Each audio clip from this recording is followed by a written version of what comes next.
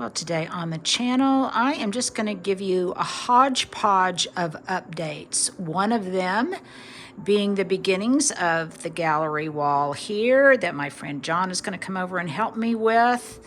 A few updates about window treatments, and just a few other things that will demonstrate that we're making a little bit of forward progress. Not as much as I would like, still waiting on a lot of things, but I wanted to give you a few updates. So let's get started.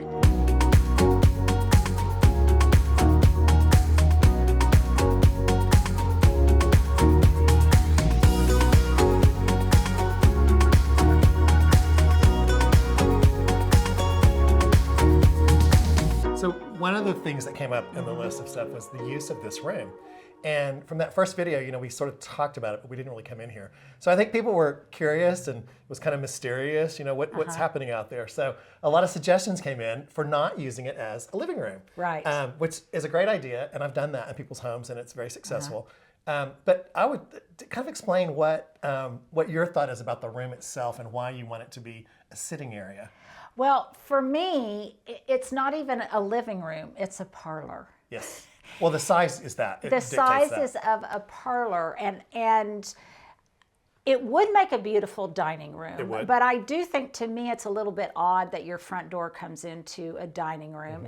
And when I was growing up, my grandmother had that set up in her house. And even as a child, I remember thinking, that seemed a little... That's not quite right. What's wrong? That's not quite right. Though it could be fabulous, and I have seen it done in a fabulous way. But for me... It makes sense. I very much saw this as a parlor. And the other thing is, it just has such incredible light. Well, I would think this would be a room you might sit in the daytime. Okay. And work and read or whatever you might do. Absolutely. So you and I came up with this little kind of configuration, a little sitting area, and like in Toy Story, Woody the puppet. This is my spot. Is that your spot? Okay, I have found this is my spot. Well, and in the winter, the warm sun's on your back. I know. I'm like a cat Yes, you are. curling up in the windowsill. And I get cold and I come over here and it's just delightful. And I promise you, and I will have tea here or wine sometime. I just love it. It's also, I have found, where I spend so much time on the phone in calls and things of that nature. And I have found that it's not my office. This is where I spend all my time on my phone because I just find it so comfortable. I find it like I'm part of something bigger, part of the neighborhood. And so I love, even though the room is small, I just love this little area. Well, I think that's important. And again, this is that daily use of a room.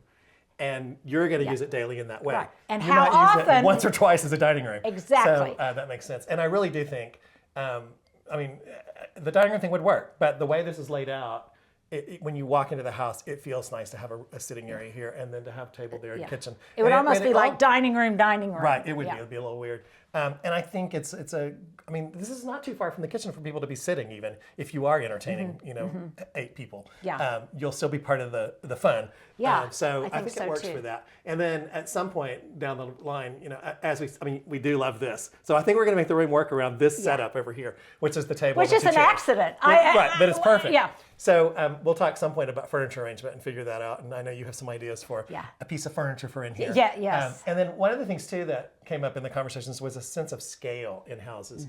And this probably is the smallest room in the house, actually. I bet it is. And it sometimes works really well to have a piece that's not of that scale.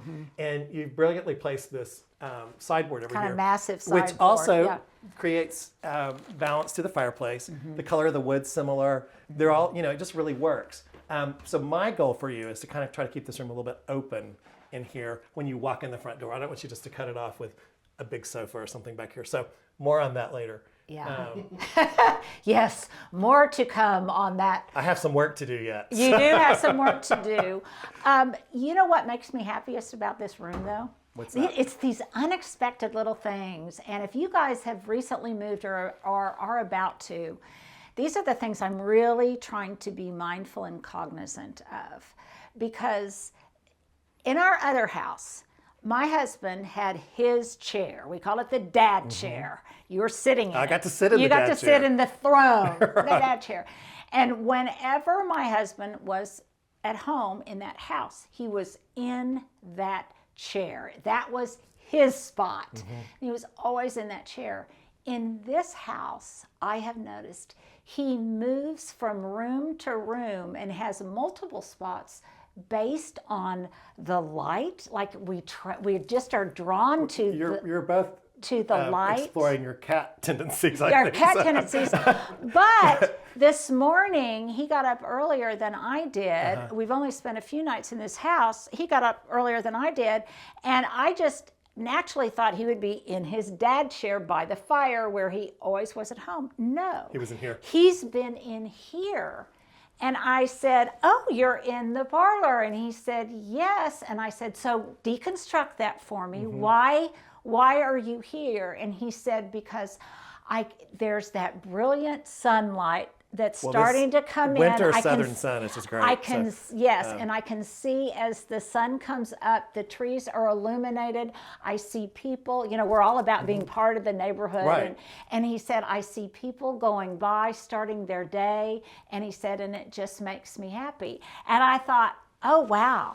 Who knew that moving into a different house would expand your horizons? It's a different concept, too, from your old house. Because very much so. When you were inside, you were inside. And you didn't see out as much, yes. and this is just a different thing. So I can see that. Yeah. And the fact that this room is so close to the kitchen, I mean, if he's going in to make coffee or a bowl of cereal or whatever, this is the natural place to go sit. Is.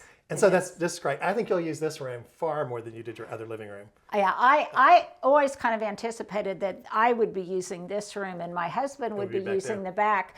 But happily, we find that unlike our other house, we're using all of the areas. That's great. And it feels almost like you're in a different house depending on where you are. And I also think of this as maybe more kind of the summer, spring room, and back there is really it's an evening or a winter room or that sort of thing. Yeah, and this is the day room and that's the evening room. So, but I think this is really, I just think it's charming, and it's an old-fashioned concept, but I love the concept of a parlor. I agree. So I think for Linda's house, this will not be a dining room. It will not be a dining room. It will be a sitting room. Yeah, so. yeah. Okay, let's go back to the great room. Okay. Well, here is an update on the entryway closet. As you may recall, it is right by the front door, and it's got these charming, sweet windows. And my initial thought was that I would make it a coat closet, kind of a semblance of a mudroom, and that's the type of ingredients that are in here right now. However, it is not going to stay that way because I very much took John's advice and all of your advice, and this is going to be an entertainment closet. Once it gets completely switched out with all of these coats and jackets and boots and things like that, and it will be a more formal, really beautiful space, I think. Once we make some changes, we'll probably put some shelving in here and things of that nature. And what is an entertainment closet? Well, I am hoping that it will house all of, a lot of my table linens, my china, candlesticks, things like that. And hopefully we can style it in a way that's not only functional, but is really beautiful as well.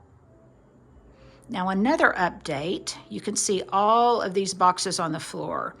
I was so pleased with the way these blinds look in the living room and in the kitchen that I decided that they really needed to be replicated throughout the cottage. I like the uniformity of that, and I just in general like their good looks. So I've ordered a number more sets of these, and we'll put the description and the source in the description box below. But these are, the color or the style of them is called, I believe, Petite Rustic. And I just got them off of Amazon, but they've been absolutely brilliant. And not only are they good looking hanging by themselves, but they also, I think, will be great looking hanging behind some curtains that are already in place in my bedroom, and then some that we're going to be hanging in the guest bedroom. So that's another update, and they are just waiting to be hung, hopefully tomorrow, by the guy who comes and just hangs stuff. in addition to this mess over here. And an update on things that we are still waiting for. We're still waiting for a lot of things, and I'm trying to be patient, namely the kitchen table that will go right here, and the bar stools that will go up there by the bar. The bar stools came from Grandin Road, and the table was, I believe, from Lift Fad. And then the other pivotal piece that we're waiting on is the settee for the living room, and it came from our house. And supposedly these things are supposed to arrive in March. So we're really waiting with great anticipation for them. Yet another thing that the hanger guy will need to install tomorrow is my mailbox. So for whatever reason, the front of the house did not have any kind of mailbox when we moved in, and I ordered this one online, had it customized, and now it will go on the brick wall behind the topiary. The other thing that those shades will do is that they will provide uniformity on all of the windows from the outside as well as the inside. So when you look at the facade of my house and all of the windows, they will match, and that was important to me. This blank wall in my office will hopefully by the end of the day be filled with 3 birch veneer Billy bookcases from IKEA. We're also going to put some black ones in the guest bedroom, and when those get up, I will give you a glimpse.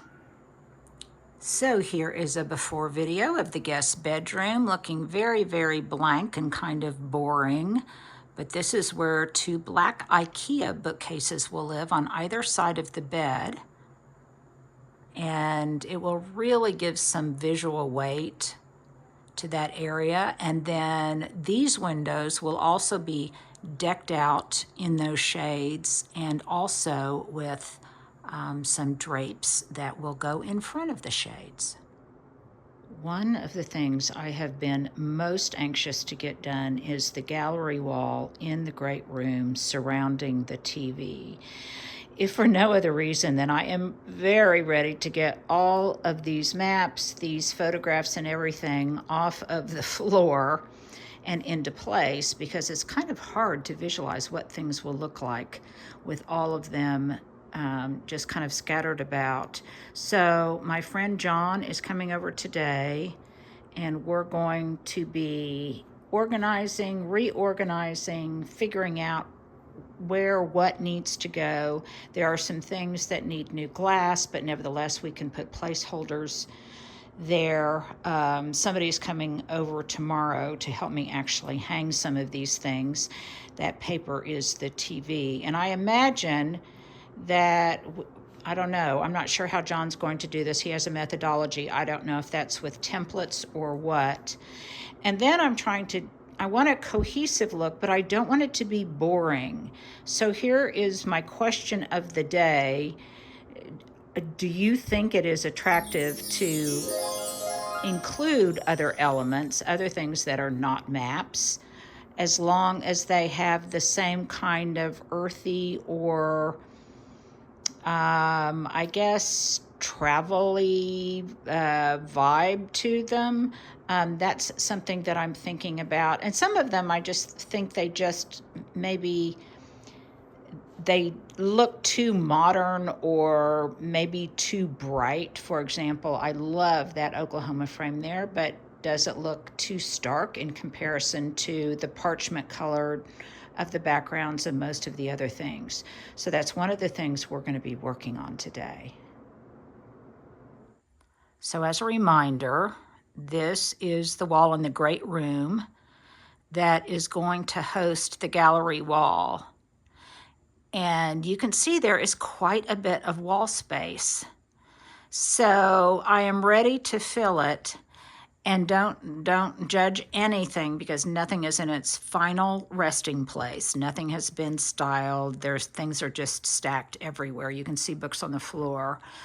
But I am hoping that fairly soon, by the middle of the week, this whole area will be completely transformed in a beautiful way. And I'm so glad we decided to put the TV here, not only for aesthetic reasons, but also because, as I suspected, we seldom watch TV. I don't think we've ever watched TV in here during the day. So the fact that there is some glare, in fact, you can see it now coming off of the TV. The fact that there's some glare off of it has proven to not be an issue at all. It hasn't even been raised. And then we've got to get the stereo in place. I still haven't done anything with the bookshelves. However, on this other wall, we did get some things hung. I believe I've shown that to you before.